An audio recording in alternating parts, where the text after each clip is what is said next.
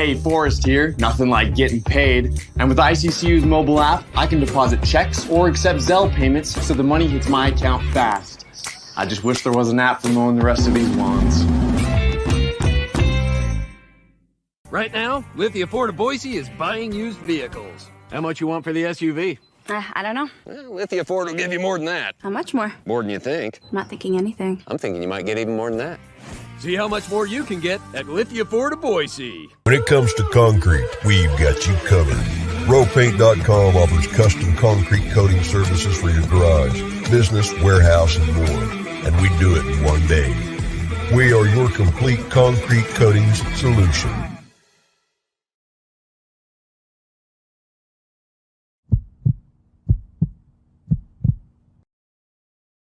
This is Bronco Nation News Live.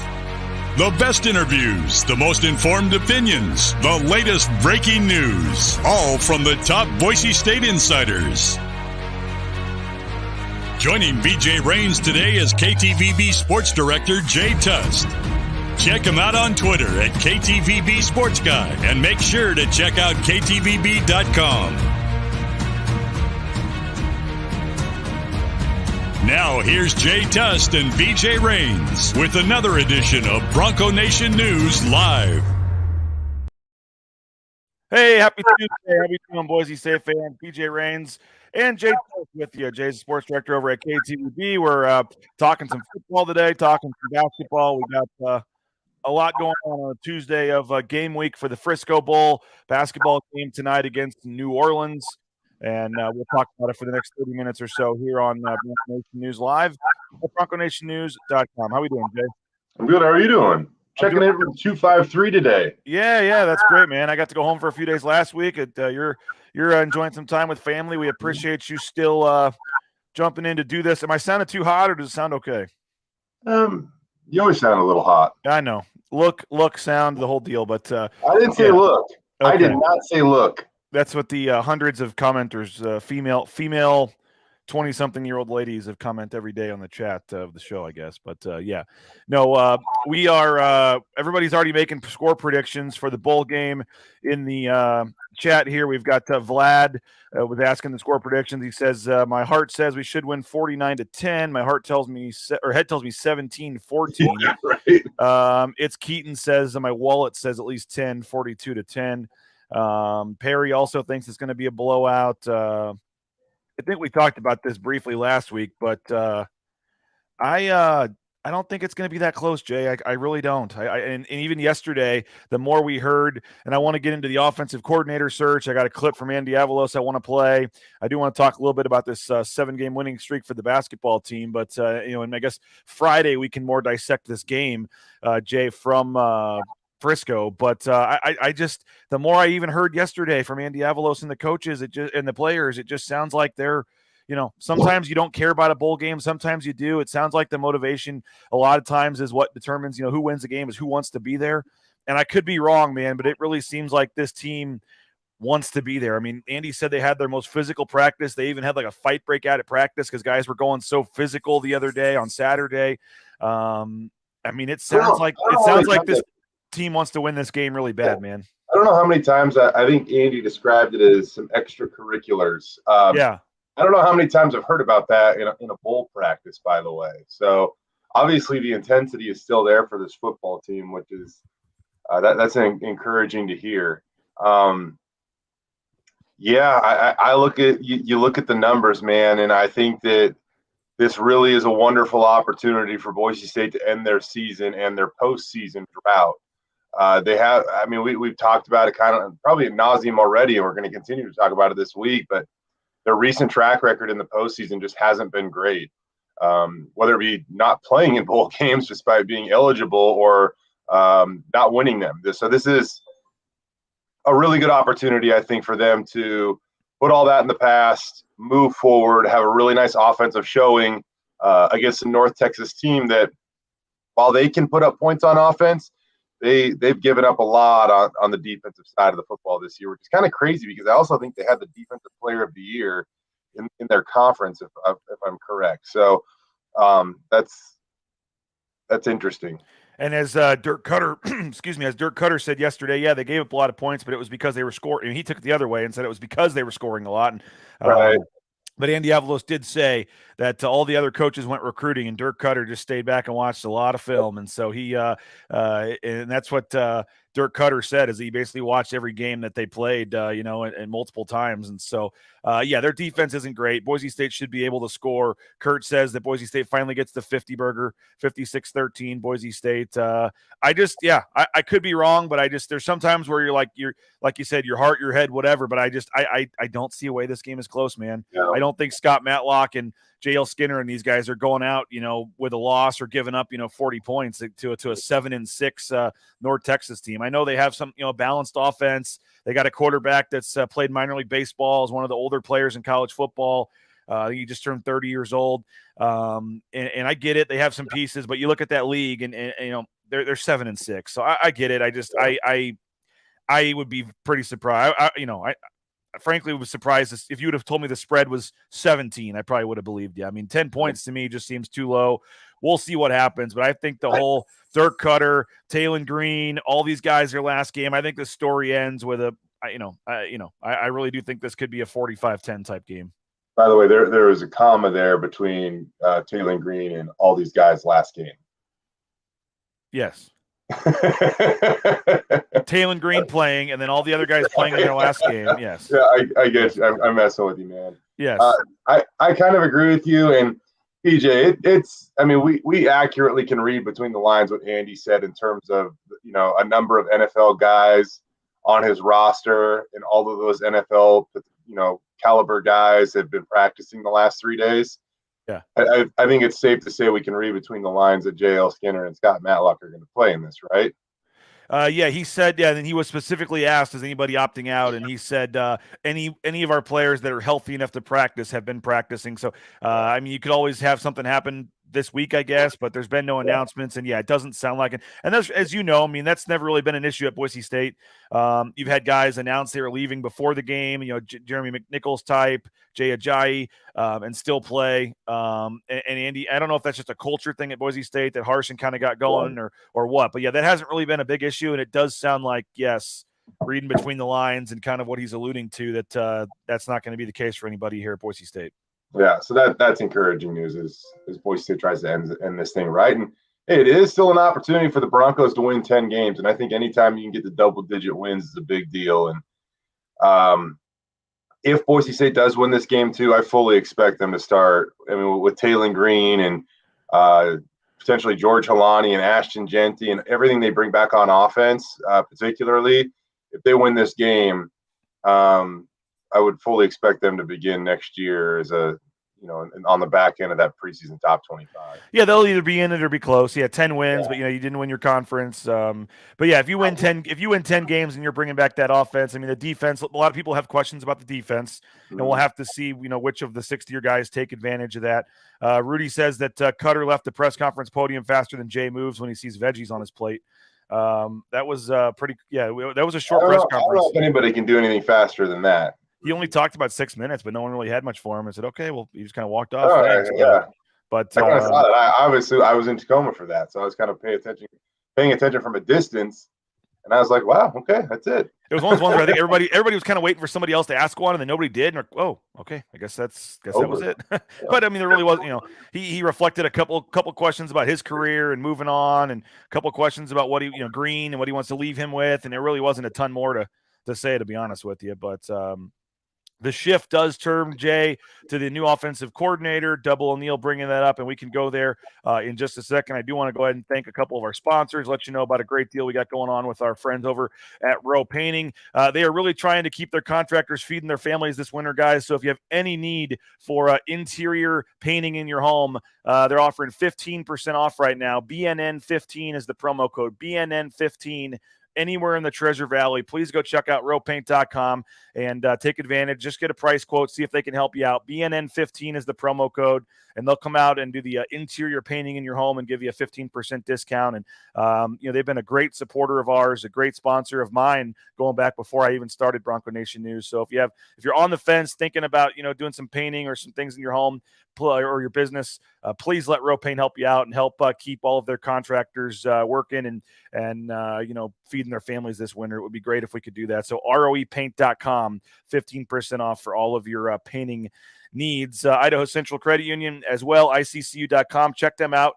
The online banking, the mobile e-branch banking is just so easy to use. I love it. I deposited another check this morning that I got in the mail the other day. So it's just really easy, and you can do it, iccu.com, to get more information. You go in once to sign up. It takes about an hour, and then you never have to go back in the branch again. So make the switch today for easy banking. Idaho Central Credit Union. And, of course, Lithia Ford of Boise. We'll be talking more about them tonight on the pregame show. Lithia Ford of Boise pre- and postgame shows tonight before the basketball team takes on the New Orleans Privateers, a 7 o'clock game down at Extra Mile Arena. We'll talk about that in a little bit. But we found our vehicle online, went in, test drove it along with another one, and we were on our way in a couple of hours. So happy we made the purchase from Lithia Ford of Boise, and appreciate them for taking a chance on Bronco Nation News. So next time you're looking to purchase a vehicle, please head on into Lithia Ford of Boise. They're big supporters of Boise State, and they deserve your business, and you will not be disappointed if that's where you decide to purchase your next vehicle. All right, Jay, we do have the offensive coordinator search. Sounds like it's winding down. I inferred, and I'll just get this out of the way, I took from it that he already has his man. I don't think he's that glowing and open about it, considering this season he's really said next to nothing about it. He's no commented multiple times. He's not one to talk about it. He did say a month ago or so the goal was before signing day, but he by and large hasn't really wanted to talk much about it. He's wanted to focus on the next game that week. And the fact that you're 5 days from the bowl game or whatever, and he took about 25% of his press conference, about 5 of the 20 minutes, to talk, answer multiple questions about this search, and seemingly wanted to talk about it because he said numerous times, "Hey man, I get it. It's exciting. I'm excited too." I maybe incorrectly, but my theory, guess, whatever you want to say, I'm not reporting this, is that I think he's already decided who it's going to be, or he's down to 2 or 3 candidates where he knows any of them will be good. But if you're going to make this announcement early next week, I think it's already done. I think he knows who it is, and I think he's really excited about who it is based on what he said. I get it. I don't know why they couldn't just announce it now. Maybe it's another coach coaching in a bowl game. Maybe it's, who knows what's going on there. Maybe he just wanted, out of respect to Dirk Cutter, to wait till the game was over. But it sounds like somewhere between Sunday and Wednesday, maybe Monday or Tuesday, they will announce the new offensive coordinator before signing day. And I don't think you're still interviewing and having, 5, 6, 7 candidates if you're pretty much telling everyone you'll announce this in a week or less. I think they're close. I think they probably already have their man. And like I said, the way Andy was willing to talk about it and gloat about it, and the fact that he talked about the increase of pay and what they're able, the amount of the quality of candidates they're able to talk to, I just feel like it's going to be a major letdown based on what he said if it's not a pretty strong candidate. I agree with you. And when he was asked, how much interest has there been, he said a lot of interest. and to your point that you brought up, the resources, the commitment from the administration, he said compared to 2 years ago, it's not even close to what it was, in a good way, right? That was the exact quote, not even close. In terms of the amount of candidates, the quality of candidates they're able to talk to because of the, essentially the increase in what they're able to pay. Yeah. And while we don't know how much of an increase or whatever, we know that the previous guy was making $270, $280 a year, somewhere in that range. How high do you think it's going, man? What do you think we're going to find out? I mean, are we going $500,000 for the OC? I would doubt that high, because that now you're getting into a third of what Andy's making. That just seems a little high to me. But I think that, when Andy was the defensive coordinator here prior to leaving for Oregon, he was making right around $350. And that number's a little bit skewed because that was back in the day when they had one less assistant coach full time that they had to pay. Now they're up to 10, and so there's one more coach they have to pay. So basically, the pool has stayed the same. The slices have, I will say this: the pie has stayed the same size. The slices of it have gotten a little bit smaller. So this would suggest that maybe the pie is going to get a little bit bigger for the Boise State football team in terms of their assistants coaching salaries. And I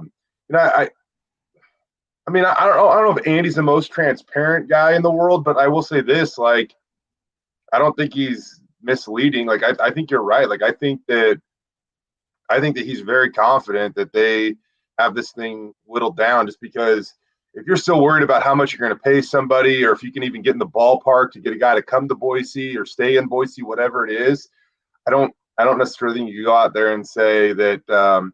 He also said that, it's exciting.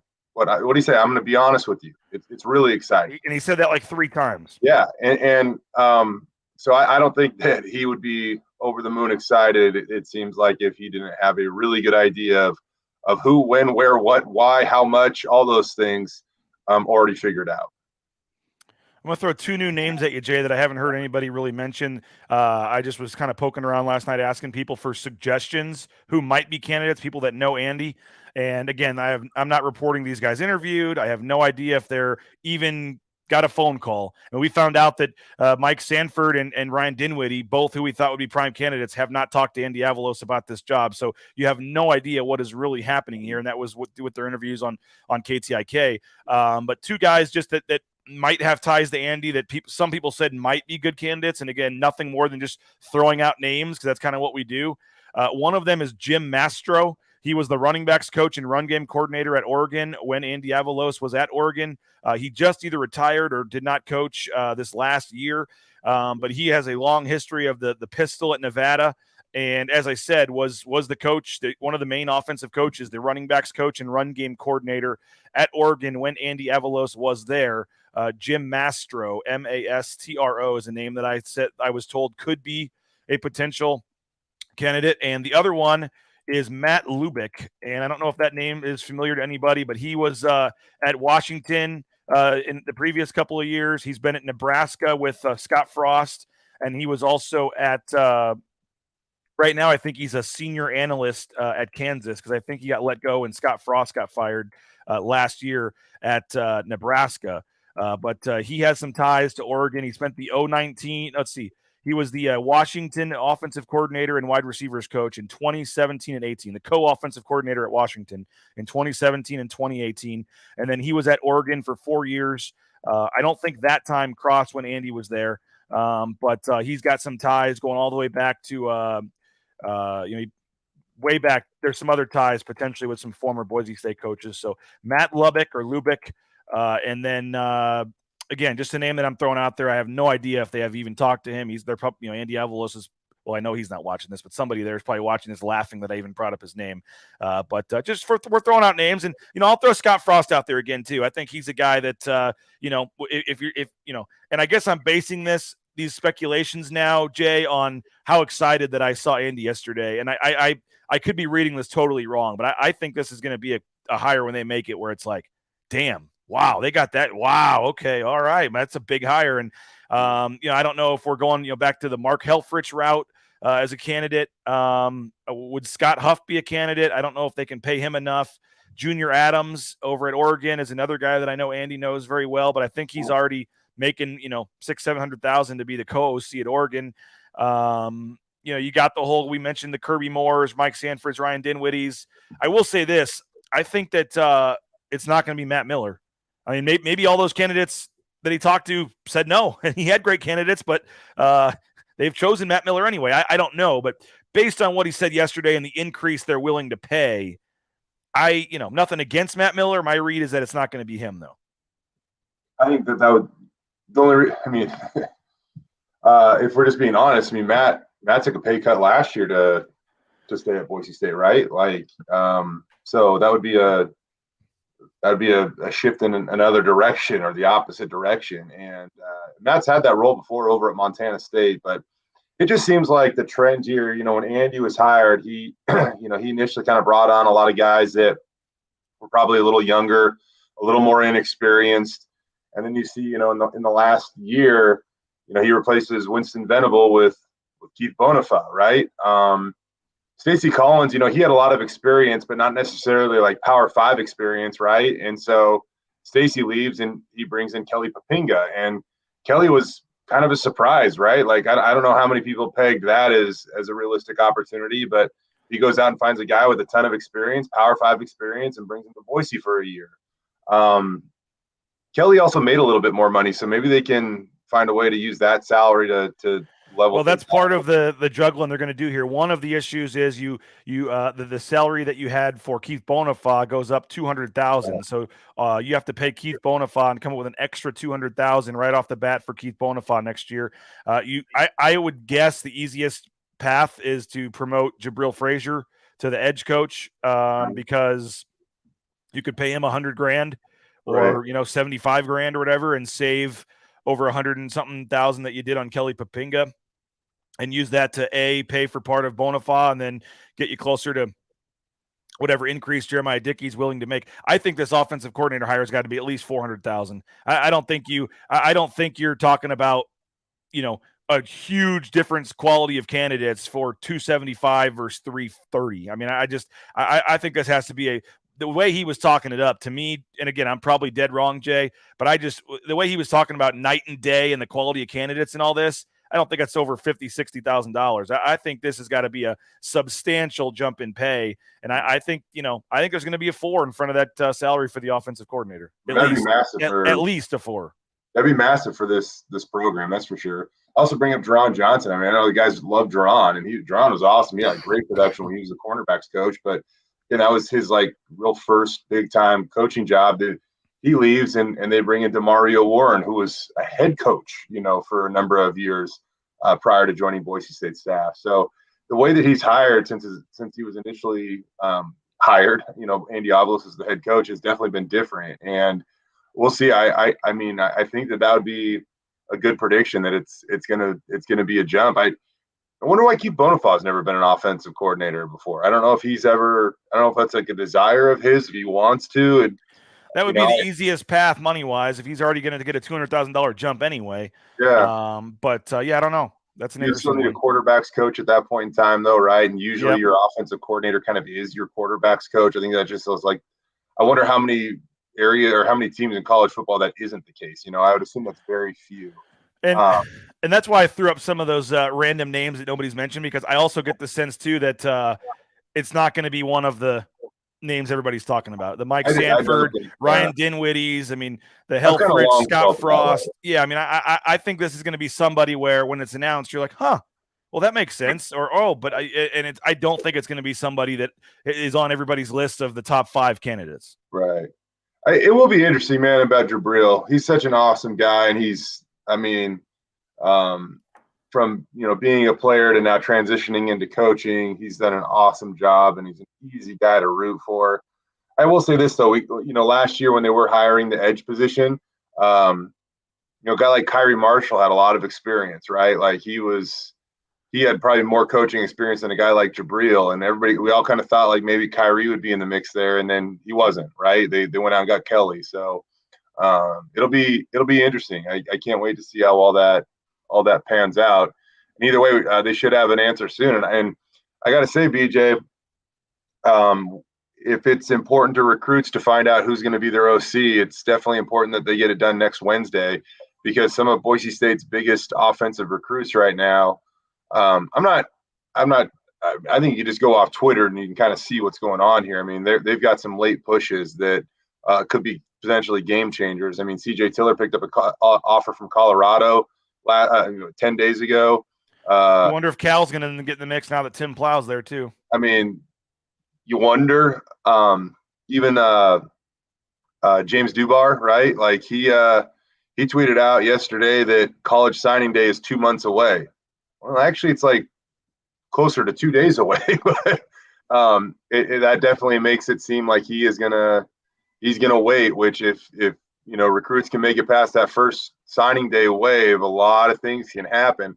I will say this, with the transfer portal, I do feel like most of the high school stuff gets figured out by next Wednesday, and then the transfer portal is kind of the thing that you peel away at over the next 2 months to see who you can add. I would be surprised if Boise State goes much past I think they have 16 current high school commits. I would just be surprised if you see that number go too much higher in terms of high school commits. They still got a lot of work they want to do, clearly, but I do think that you're going to see them dip into the transfer portal and maybe even the JC ranks. I don't know, but I still think that you're going to see them do that. And Andy did say yesterday that there were 3 open, 3 weekends in 3 weeks basically for recruiting. Boise State only gets one of them because of the bowl game and because of the championship game. So they only got kind of 1 week last week. One nice thing is they are allowed to be out on the road this week coming up, this week right now, and they're going to be in Texas. So there's some state championship games going on. The head coach can only do 1 in-home visit with each player. So if you've already seen Andy Avalos in a picture with a recruit, he can't go back to their house. But all these other assistant coaches, I think, get up to 5 in-home visits.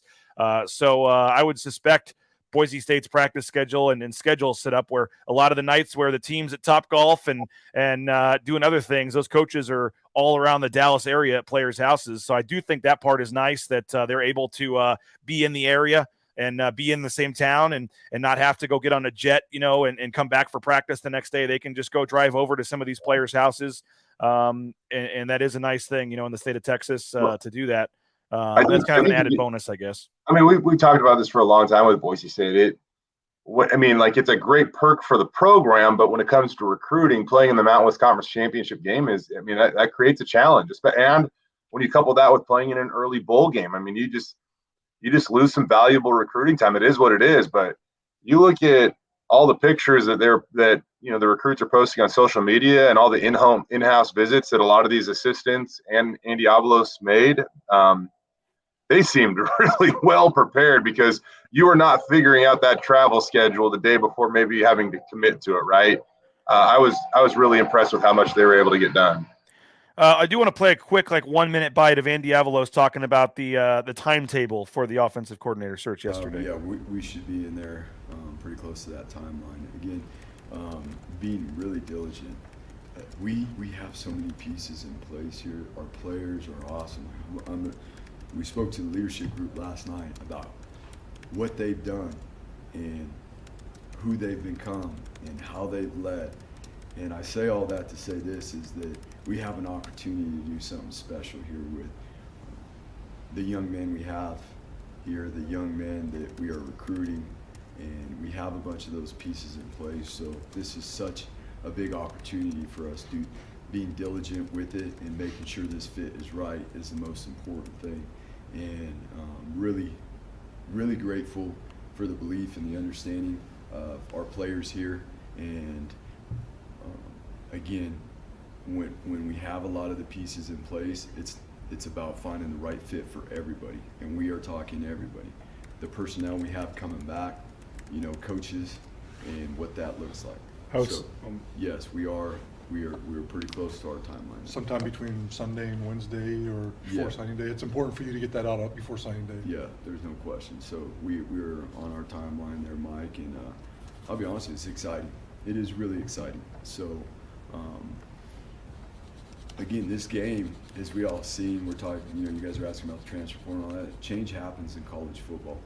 And like anything else in life, it's perspective that you get to keep, and which perspective are you going to take? And for us, what we're talking about all the time here is, change provides opportunity. This year provided opportunity for a lot of young men in this program to grow and thrive, and very proud of how they handled that, earlier this year. I'm sorry. And there was more there, but we don't have time to play it. But he said there, you saw him say the excitement part, that he was excited, Jay, and that he's on timeline for next week. I just don't think you publicly say you're on schedule to hire somebody in the next 5 days if you're not already ready to hire them. So I would suspect maybe it leaks out before that too. Maybe hopefully by me, we'll see. But yeah, hopefully I do think, and maybe even if you're in Boise State, that wouldn't be the worst thing in the world to have it leak out right before the bowl game so they can talk about it on TV and stuff, right? Generates excitement for sure. Yeah, I agree. Let's switch really quickly, Jay, to basketball. 7-game winning streak. They beat St. Louis. They got the Privateers of New Orleans tonight, one of the worst teams in the country, according to KenPom. They are 300 and what was the number here? 339, and there's 360 teams. So 339. KenPom and the spread in Vegas are both at 24-point margin for tonight's game. Then you got Oakland, another crappy team on Sunday. You go to Santa Clara for an interesting road game right before the holidays. But this team is at 7 in a row and rolling 8-2 on the season now. Your thoughts on the Broncos on the hardwood? They're 7 Hard to hear you, Jay. Come a little closer to the. They're rolling right now. There you go. I agree with you. They're rolling right now. They've got things figured out. I think they're playing with a lot of confidence, and I don't think they've even played their best basketball yet, which is kind of crazy to think when you see how they have some quality victories. I mean, their win at St. Louis is about as impressive as it comes in terms of preseason victories in the Mountain West Conference. Would you agree with that? I would say so. Yep, definitely. No, yeah. There's I think San Diego State beat somebody that was ranked pretty high in the Maui Invitational tournament, but for the most part, yes. True road victories, like who has a win like that would compare with what the Broncos do at St. Louis. True road victory. San Diego State won at Stanford, who was 66. Okay. But yeah, you're probably right. I mean, yeah, it's close, but yeah, they might have the best true road win in non-con play so far. Yeah. In terms of like environment, how's Stanford's environment at their home court compared to St. Louis? I would guess the St. Louis one was probably a little bit better. Yeah. So, I mean, I know we're splitting hairs here, but it deserves some attention with what they did at St. Louis. It deserves a lot of attention what they did against Yuri Collins. Can we talk about Mike Burns for a second? I would like to, yes. A little Mike Burns shout out, right? Yes. To see what they've done against Yuri Former Collins. Seattle Mariners bat boy. Let's go. To see what they've done against Yuri Collins the last 2 years. I had another former Boise State assistant coach text me the Mike Burns effect. Yuri is one of the best in the point guards in the country. I mean, come on now, he is. And in 2 games against Boise State, he has his career low in assists, which was 1 last year, and he's tied his career high in turnovers, which is 8, which happened on Saturday. I mean, it does not get any better against Yuri Collins than that. And Mike Burns and the guys over there, Boise State, deserve a lot of credit for not only their game plan, but their execution of that game plan. And I thought it was funny because Tyson Degenhart took a charge against Yuri Collins in that game. And when Yuri got up, it looked like he wanted to argue with it, right? And nobody around him was ready to support that argument. And so you could see the look of frustration go from, what happened? I'm Yuri Collins playing on my home floor to all of a sudden, damn, I feel a little defeated right now because I just picked up another foul. And what they did against Yuri is nobody's done that. Nobody has done that against that guy over his career. Blake says it's classic trap match tonight, 24.5 points after coming off a big win. Is it? I know you said that like New Orleans is one of the worst teams in the country, and I get it, but I feel like a number of times I have turned on the first 4 and New Orleans is playing in Dayton. Is that not right? Like, I don't know why. I feel like that's happened like a couple of times. They were 18-14 last year. Which they played Portland in the conference in some tournament last year. Okay, but in that conference, 18-14, like that might actually put you in 10-15 the year before that, 9-21. Yeah, maybe. Yeah, they probably are at some point. Yeah, they were in the first 4 against Texas Southern a couple of years ago. Yeah. Hey, Jay, final thing. I did want to give you a chance. Obviously, terrible news with – oh, Jay just left. Oh, Jay is gone. Maybe he'll come back. I was going to give him a chance to touch on Mike Leach. That was obviously very disappointing news to hear. We'll see if he jumps back on real quick. While we're waiting for Jay, check out BoiseDentistryCo.com. There's Jay coming back. BoiseDentistryCo.com. Check them out. Locations across the Treasure Valley. BoiseDentistryCo.com. Jay, before we let you go, I did want to my bad, dude. All right. I hit the little X button, and I was not trying to do that on that tab. Past your 30 minutes, so you can leave whenever you want. But I did. The unfortunate passing of Mike Leach was just terrible news in college athletics and football. And I know that you being a Wazoo guy and had followed him, and I just didn't know if you had anything you wanted to say. Obviously, a tough day in college football, and Mike Leach. It's just crazy. One of those surreal moments to think about it. It just kind of is an unwanted, harsh reminder about anybody that you see and say hi to one day could be gone the next. It's pretty crazy. Mike Leach passed away at the age of 61. Yeah, I tweeted this out a little bit earlier today. I remember when we hired Mike Leach at Washington State, and I couldn't believe that he actually said yes to coming to Pullman. And I think my second thought after that was, oh my gosh, we're actually going to win football games, because his track record, I mean, it speaks for itself. If you can win in Lubbock against Texas and Oklahoma and all of those schools, you can compete in Pullman. And he was such a different character. And I think the thing that we're going to miss most about Mike Leach, the game is so serious these days, and people get so agitated. And I know there's a lot of pressure on coaches to win. I understand that, but he had a little bit of a zest for life, and I know that he got after reporters at times that probably was a little bit unfair because they were just trying to do their jobs. But more often than not, he would go off on these crazy tangents about stories that a little reporter that had 500 followers would look down, and his tweet has 10,000 retweets because Mike Leach just went off on some crazy tangent about could a bear or a shark win a fight, or whatever it was. And I just think that that's going to be something that's missed. And if you look at his coaching tree, man, there are a lot of guys that learned from Mike Leach. I hope that they find a way to carry on that little part of Mike Leach, whether just somehow, some way, shape, or form, reminding everybody that the game is supposed to be fun, life is supposed to be fun, and you can sprinkle that a little bit of that in and put smiles on people's faces. And if I'm thankful for Mike Leach, because it is a sad time, but he prepared us for this, BJ. Like he did. Like you look at all these things on social media and Twitter today, and you look and you laugh, and man, is that a good cure for the devastation and the feeling of defeat that somebody was taken from college football and the game of life way too soon. So thankful for him and bringing a lot of joy and fun to Pullman, and arguably the greatest college game day ever. If you talk about, some of those guys that have been on that show for a long, long time say that either their favorite or one of their favorite game days was when they came to Pullman, and that's not happening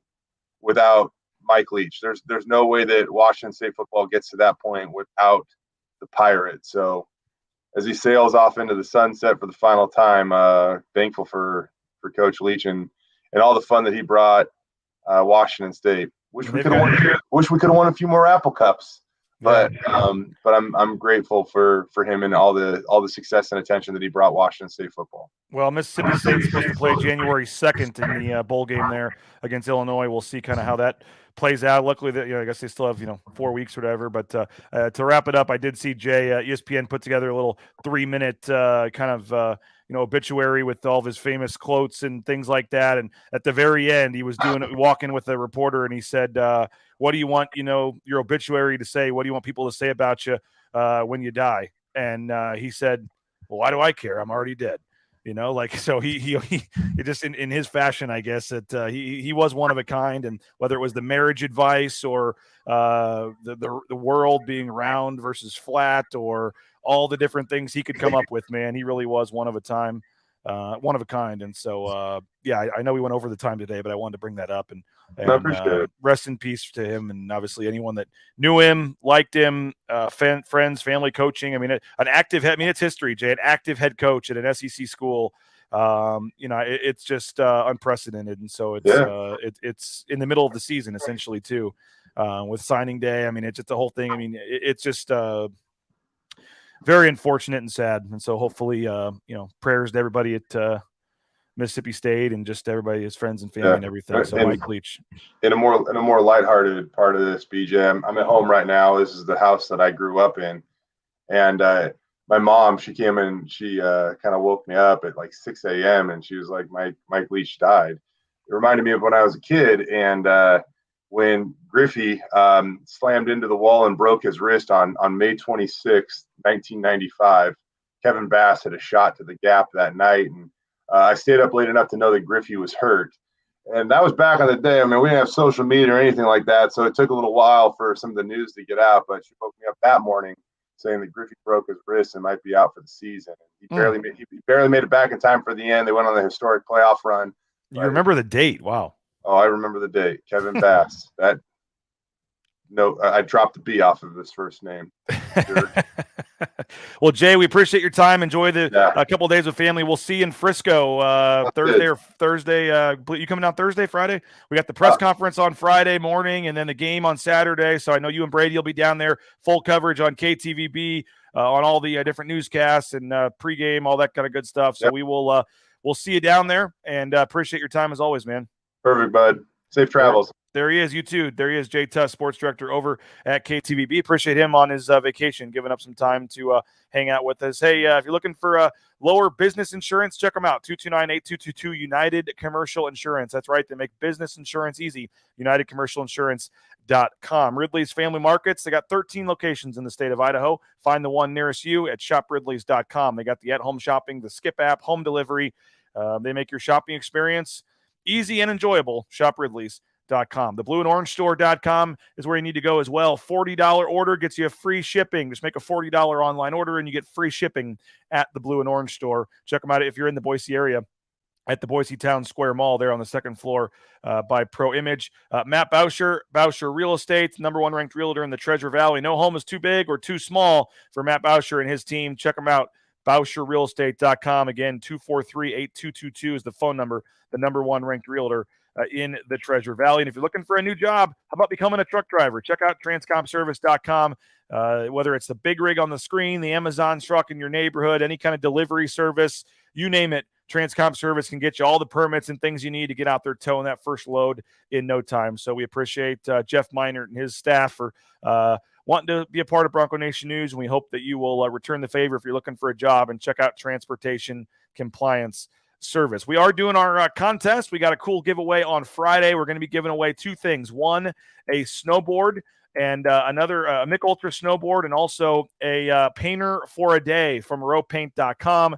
It's a $600 value. Basically, a painter will come to your house, and you got 8 hours to whatever you need painted to have him paint. So we'll give that away on Saturday as well. And as I said earlier in the show, please go support Row Paint. They've got a lot of openings right now for some of their contractors, and they're looking to fill those. So BNN15 is the promo code. BNN15. Anywhere in the Treasure Valley, you get 15% off interior painting. So please go support rowpaint.com if you're on the fence and use that promo code. But if you're on the fence about a subscription to Bronco Nation News, we were the first to report Reed Keggy leaving for Iowa State on Sunday night. We reported Kelly Papinga was leaving. We reported Hank Bachmeyer was transferring. Not to toot our own horn, Andy Avalos being hired as head coach. If you want to keep going further back, even before I was with Bronco Nation News, we can, there's a track record here, folks, of where the news will come first, and hopefully that's worth $70 to you to get a subscription to Bronco Nation News. We are doing the weekly giveaways, as I said. We got the painter giveaway and also a Mick Ultra snowboard on Friday. And we got some other gift cards to the Blue and Orange store and Timberstone to give away as well. And then the grand prize coming up at the end of the month. Anybody that purchases a new one-year subscription or renews their one-year subscription is eligible to win a private jet for two to Las Vegas for the basketball game on January 11th, and you get a one-night stay at Circa Resort and Casino, and that's looking like a massive game right now with what's going on with UNLV undefeated, and the team here locally is doing pretty well also, so that could be a big game down there in Las Vegas, and we want to send you there, so just subscribe, one-year subscription, $70, and you'll be entered for the giveaway on the end of the month. We'll probably do it on the 1st or 2nd, but this is our subscriber appreciation month, and we appreciate everybody. But as I said, tonight, BNN will be at Extra Mile Arena, 7 o'clock tip-off, Boise State and New Orleans. We'll be on the air around 6:10 and 6:15 with Abe Jackson, the color analyst of the Broncos. You'll hear him and Bob Beeler on the call, but before that, you'll hear Abe Jackson join me for the pregame show. That'll be about 6:10 or so tonight. So join us around 6:10, the Abe Jackson pregame report. We would love to have you join us, and we'll get you set for Boise State and New Orleans. The Broncos on a 7-game winning streak and obviously playing very well right now. And we'll get Abe's thoughts. John Mallory probably join us as well, and we'll give you a live look at the warm-ups as Boise State gets set to play New Orleans tonight at 7 o'clock at Extra Mile Arena. And again, they're collecting some canned goods and things for that. So try to bring a canned good and help them out for that. So appreciate Jay for jumping on. Appreciate all of you. Please go subscribe. We'd love to have you. If you're watching on YouTube, press that subscribe button down at the bottom of the screen so you can subscribe on the YouTube channel. And we appreciate all the nice comments about the show. And obviously, big week for Boise State. Basketball tonight, basketball Sunday, bowl game on Saturday, signing day next week, the offensive coordinator search coming, a lot going on. And we'll have you covered. Bronco Nation News. We have some exclusive interviews with recruits as well. We'll try to get you Dubar and Tiller and catch up with them on their recruiting ahead of signing day next week. And we'll have subscriber-only exclusive interviews with some of those recruits ahead of signing day. So thanks again for checking us out. And please subscribe. Please tell your friends. We'd love to have you jump on board with a subscription and try to win some of our giveaways. And we will be doing that at the end of the month. But we'll see you tonight, courtside, Extra Mile Arena, Boise State and New Orleans. The Lithia Florida Boise pregame show, Lithia Florida Boise postgame show, YouTube, Facebook, and Twitter. We'll start it off about 6:10 p.m. tonight Mountain Time before the game. So we appreciate you. Have a great day. Talk to you later. Bronco Nation News, BroncoNationNews.com.